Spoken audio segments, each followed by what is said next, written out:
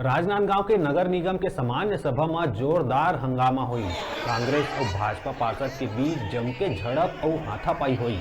बता दें कि नगर निगम में कांग्रेस के सत्ता है और विपक्ष में बीजेपी है।